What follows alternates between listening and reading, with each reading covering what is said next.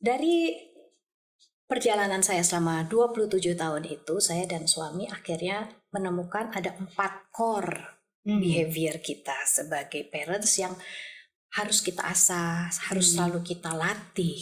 Ya, tadi Kak Kathy bilang selama kita menjadi orang tua itu nggak ada titiknya. Ya, apa itu 4 core behavior yang saya juga ingin nanti bagi sama teman-teman semua ya. Yang pertama adalah sebagai orang tua itu kita presence. Presence itu apa sih? Presence itu banyak ya Kak ya. Kalau di dunia teman-teman yang di dunia apa ya kesehatan mental tuh pasti tahu deh ya. Presence hadir. Tapi di sini saya memakainya hadir. Hadir sebagai orang tua. Maksudnya apa hadir sebagai orang tua? Saat kita pulang ke rumah, kan banyak orang tua yang bekerja ya, punya jabatan ataupun itu kalau di kantor misalnya dari segi profesi ada yang dokter atau saya kayak terapis atau kayak Kak Kathy sekarang sebagai coach.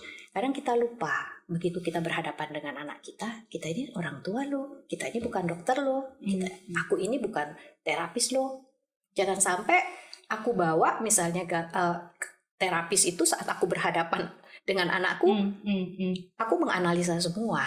Atau kita sebagai coach kita nanya-nanyanya udah gaya coach aja, udah ditinggalin sama mereka. Jadi tinggalkan. Dah kita jadi orang tua yang natural aja.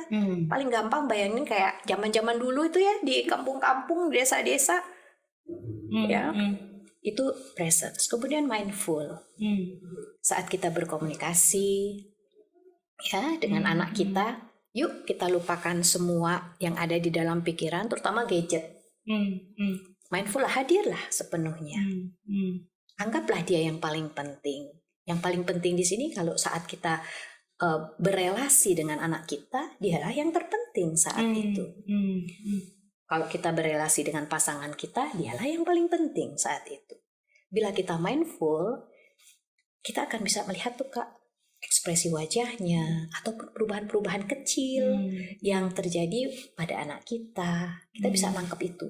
Ataupun partner kita, ekspresi wajahnya. Ya, itu mindful. Kemudian be open, terbuka seperti yang tadi saya jelaskan. Yuk kita terbuka terhadap apa sih? Kita juga mau belajar, untuk belajar hal-hal baru. Jangan kita berlindung, ibu udah tua nih, nggak mau belajar misalnya ada aplikasi-aplikasi baru ataupun banyak istilah-istilah lah anak-anak itu lebih pintar ya. Kita juga harus open, bila perlu minta sama mereka, ajarin mami dong, ajarin mama dong. Ya kita terbuka. Kemudian yang paling penting Kak, yang kadang suka dilupakan adalah appreciate. Appreciate ini tidak hanya kepada anak kita yang kenapa tadi saya bilang lupa? Soalnya kalau anak kita bisa, kita hanya celebrate atau mengapresiasi dia, bukan kita. Nah, kita sendiri pun juga harus mengapresiasi diri kita. Misalnya saat kita bisa menahan emosi kita, ya, tidak memajukan ego kita sebagai orang tua, kita sabar mau dengerin dia cerita, nggak moro-moro, ibu dulu kayak gini loh. Nah, tapi kita mau dengerin apa sih? Concernnya dia apa sih yang dia mau obrolin sama kita. Kalau kita bisa menahan itu aja, kita udah menang Kak lawan diri kita. Hargai diri kita, appreciate diri kita.